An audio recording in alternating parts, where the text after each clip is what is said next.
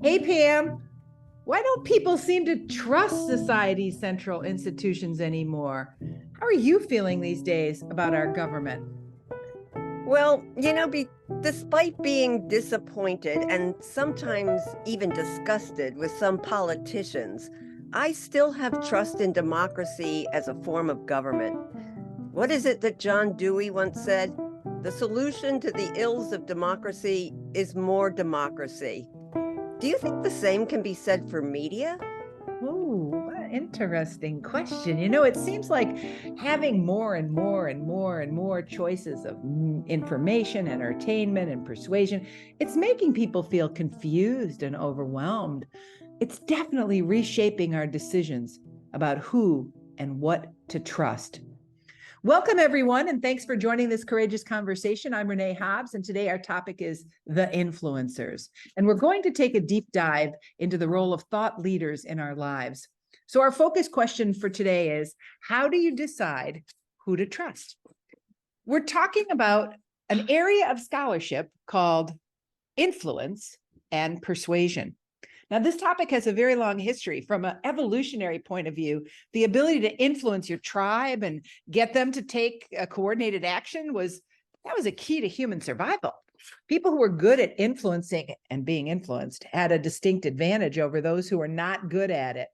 At the most basic level, people rely on thought leaders and influencers because they provide safety and security. Trust plays a big role in that. Wow, that's a really key point, Renee. Hi, everyone. I'm Pam Stager, Director of Public Engagement for Courageous RI. People need to trust others because social trust is needed for our most human needs, our basic human needs. I learned about Maslow's hierarchy of needs in my human development courses. It suggests that human needs can be depicted as levels within a pyramid. From the bottom of the hierarchy upwards, the needs are physiological, air, water, food, and clothing, safety needs, shelter, health, personal security, love and belonging needs, friendship and family connection, esteem needs, respect, status, and freedom, and then self-actualization at the top of the pyramid, the desire to be the most and the best you can be. It's true that social trust is needed at all of these levels. Trust happens whenever we place our reliance on the integrity or truthfulness of someone or something. There's a certain vulnerability involved. When thought leaders and influencers are credible and trustworthy, we trust their interpretations of reality. In fact, the study of influence goes all the way back to Aristotle. He used three concepts to explain how people influence each other. Logos is the use of facts, evidence, and reasoning. Pathos is the use of stories that activate strong emotions. And ethos is the form of influence that occurs through the force of one's character and personality. Aristotle believed that all three of these approaches to influence work together. Each makes a contribution to establish a relationship, a bond between a speaker and a listener. We explored that topic a bit in our session on feelings and facts when we learned about how stories are so much more memorable than facts because they feature heroes, villains, and victims, and conflict. We talked about how stories can activate people's emotions, curiosity, and even their sense of mystery. Stories can also be very persuasive and very profitable. We considered the appeal of conspiracy theories and outlined how they can cause harm, especially when they blame, shame, and stigmatize an outgroup. Conspiracy theories can also destroy people's trust in important institutions, and that kind of harm can also lead to violence. Yeah, that's why today's topic is so important. Pam, many people now believe that social media is reshaping people's decisions about who and what to trust. And we're going to explore that issue by using the concept of ethos and then drilling down on some of its components, authority and authenticity. Authority is the display of character that emphasizes expertise, status, and connections to institutional power. Here's an example, Pam. You should trust me because I went to Harvard. I do trust you, Renee, but not only for that reason. And I hope you trust me because I worked in the field of prevention for 30 years and have been a media literacy educator since the 1990s. I do trust you, Pam, and your authority in matters of prevention and media literacy is undeniable. But there's another quality of ethos to consider: authenticity. Authenticity is the display of character that emphasizes relational closeness, similarity, and charisma. After all, Pam, you can trust me because even right here, I'm looking you right in the eyes when I talk to you, and I'm nodding my head in agreement when you're speaking. And you can trust me because you and I have so much in common, Renee. We're both parents and grandparents. We both speak English, and we both live and work in Rhode Island cities. We have a lot in common, and that concept of relational closeness, emphasizing what you have in common with people, that can lead people to trust you more. We're talking about authority and authenticity because one of the biggest decisions that people have to make these days is deciding who to trust. Renee, who are some examples of thought leaders who have influenced you? Oh, I've definitely been influenced by Greta Thunberg. She's the young climate activist who seems to have a lot of knowledge about the topic, a lot of passion, and a lot of understanding about what we need to do to fix the problem of climate and the climate change problem. Now, I don't know much about climate change, so when she talks, I listen. And I've also been influenced by Thomas Friedman. He writes columns in the New York Times about globalization and international politics and the economy. I trust his perspectives on these issues, but that's also a situation where he has more knowledge than I do. So today, the complicated thing about this is that anyone can present themselves as an authority. How many times have you seen an ad for someone for a supplement or a diet product, and it's got a white man in a white medical jacket looking like a doctor? People don't even fully appreciate how titles, clothing, and other trappings like cars and jewelry and sneakers and handbags and other status objects affect how we trust other people. Symbols of authority, lead people to accept someone's ideas at face value. Now, the sharp decline in people's trust in institutions is why people distrust experts. It's why many people have turned to influencers. We seek out people who don't have expertise, but we feel close to them. Pam, who are some examples of some influencers that you feel close to? Well, to be honest, I think that comedians are the high priests of society. So I really like and trust thoughtful comedians like Jon Stewart and Trevor Noah, who offered informed and humorous views on current events. I also like that they both promote humanitarian causes and that they left the sought-after role of late-night host to explore other passive interests. My grandson thinks that Joe Rogan, a former comedian who has the most popular podcast on Spotify, tells it like it is. And apparently, Kim Kardashian has around 300 million followers on social media. So obviously, the lifestyles of the rich, famous, and beautiful are also a big draw for some people. We all have our own reasons for paying attention to influencers. And it's good media literacy practice to ask ourselves questions and reflect on why we make these choices. I totally agree. I think influencers also use symbols to convey their authenticity. Many of them attract our interest by being distinctive in some way. They definitely stand out from the crowd. They use self-disclosure by sharing personal stories and life experiences, and this makes us feel like we really know them as human beings. They often express themselves emotionally, and sometimes their weaknesses and their mistakes are visible, and this creates a kind of vulnerability that increases our perception that they're trustworthy because we see similarities between them and us.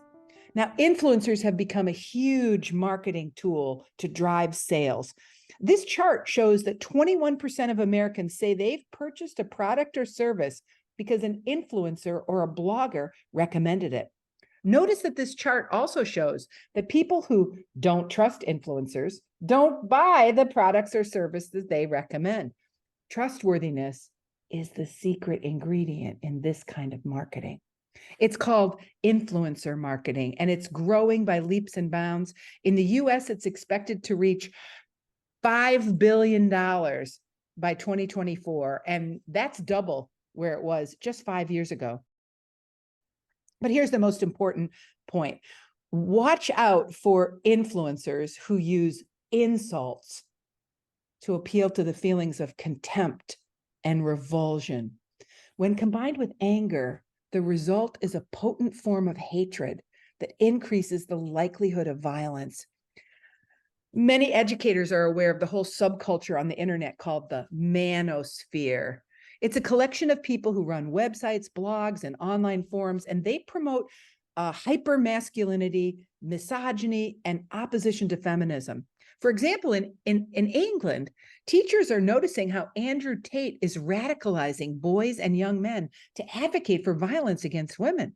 He's teaching boys how to be sexist. He's teaching boys what they can say to demean women. Now, to teen boys, his approach might just seem funny or edgy or interesting, but it can truly be dangerous. Now, when thought leaders and influencers weaponize the emotion of disgust to fuel violence, that can affect us deeply. It can. And deciding who to trust is not an either or thing. We have degrees of trust. It's really a lot like a sliding scale. People make judgments about credibility and trustworthiness, but we often make these judgments without much conscious awareness. That's where media literacy comes in to help. And this topic is not only about the media. Influencers and thought leaders are also members of our family and community. Oh, such a great point. We're all influencers in a way. So let's apply our media literacy skills to consider these two concepts that we've been exploring: authenticity and authority. We're going to view and discuss a TikTok video created by U.S. Representative Jeff Jackson of North Carolina. Let's take a look at it, and then we'll talk about it. Read now. I'm still brand new to Congress. I've only been there 100 days. And I don't know if I'm not supposed to say this out loud, but it's true and important. And if you don't know this, you need to. It's really clear from working there for just a few months that most of the really angry voices in Congress are totally faking it. These people who have built their brands around being perpetually outraged, it's an act. I've seen a bunch of examples. Here's one. I've been in committee meetings that are open to the press and committee meetings that are closed. The same people who act like maniacs during the open meetings are suddenly calm and rational during the closed ones. Why? Because there aren't any cameras in the closed meetings, so their incentives are different. What I've seen is that members of Congress are surrounded by negative incentives. There are rewards for bad behavior. You know what the big one is? Being able to reach you. The big thing that modern media and modern politicians have learned is that if they can keep you angry, they'll hold your attention. And they both want your attention. So if you're a politician and you show certain media outlets that you can help them keep their audience angry, they'll give you their audience. And because so many politicians are willing to play that game, now they're in competition with each other to see how fake angry they can be. So that's real bad. But here's something good. What I love about this, about communicating with you directly, is that the incentives are different. They can be positive. They can be about speaking to you with respect and real information and in a normal tone of voice. Because if I can talk to you directly, I don't have to yell. And if you don't have to yell to be heard, the whole conversation changes. So going forward, when you hear some enraged member of Congress say something absurd, your first question shouldn't be, how can they possibly believe that? It should be, do we think they actually do? Because they probably don't. And for those who want to see politics look less like WWE, I will keep you posted. What were some key ideas that you got from watching that video? Well, I think the biggest one that stood out for me is that there are rewards for bad behavior, especially in getting media attention, and also that some people might not know how those things are working. Yeah, yeah. It's interesting. The idea he's pushing is that the outrage from his colleagues is kind of a performance, that it's really just looks like they're fighting. He's also communicating this really interesting idea that TikTok can be used for good, for people to speak directly to their audience. And so that is an important, an interesting idea. But when we critically analyze this message, we probably first want to ask about him and his purpose. What's your take on that, Pam? Yeah, well, looking at that media literacy smartphone, the author and purpose, well, he has authority because he's an elected member of Congress, supposedly. And his authenticity, I think he is trying to show by, first saying that he was in the room where it happened or the rooms Yeah. where it happened. And so he establishes his credibility through an eyewitness account, but also kind of how he's presenting himself in a t-shirt and, Yeah. he's also the purpose, I think, is exposing people as being untruthful about who they are and how they really feel, which speaks to our whole thing about trustworthiness, right? Yeah, so true. I think he's informing, entertaining, and persuading all at the same time. Mm, He is telling us something we didn't know before, and he is also inviting us that how we should feel about their performances. We should be like disgusted by it or saddened by it. I notice a lot of techniques that are used here. Of course, that direct address to the camera. Whoa, he's a handsome guy and he's looking you right in the eye. What's not to like?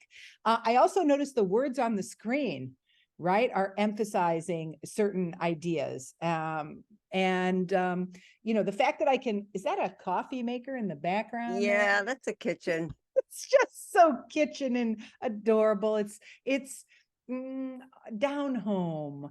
And also the way he emphasizes his newness. Remember the opening? I'm new here. So, and I feel like that establishes like that relational closeness.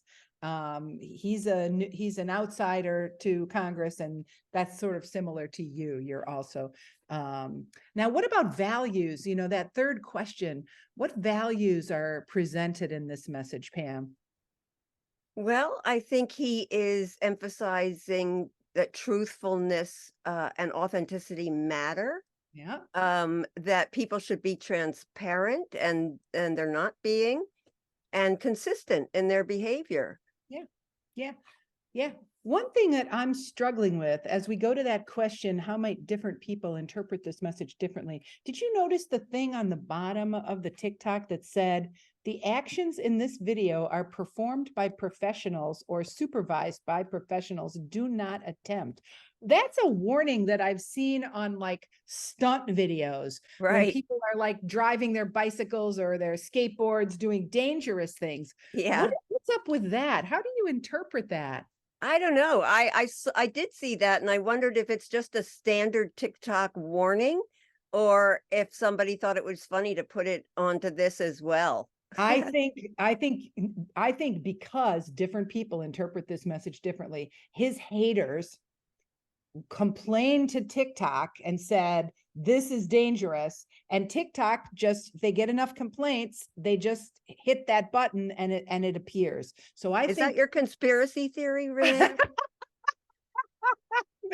maybe that's my conspiracy theory about it. But there's a Well, I research definitely project there. feel as though the politicians who know he's talking about them and their followers may have a different take on this video, which is what you're saying. Yeah. They may not see him as a sweet, handsome, down home kind of guy who's, connecting with his audience. Yeah. And as far as what's omitted, I guess, how did the media get this way, the way he's describing, where they reward bad behavior? Yeah.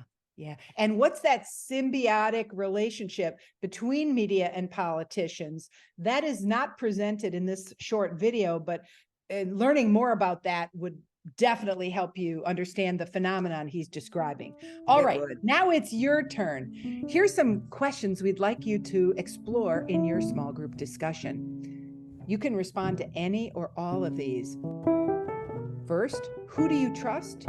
Who influences you and why? Second, who are the thought leaders and influencers that you avoid and why? And third, which influencers and thought leaders have high levels of authority or authenticity? And if you like, who do you influence? How do you influence? And what makes you credible and trustworthy? Have a great discussion. Be courageous with us. Thanks, Pam. Bye.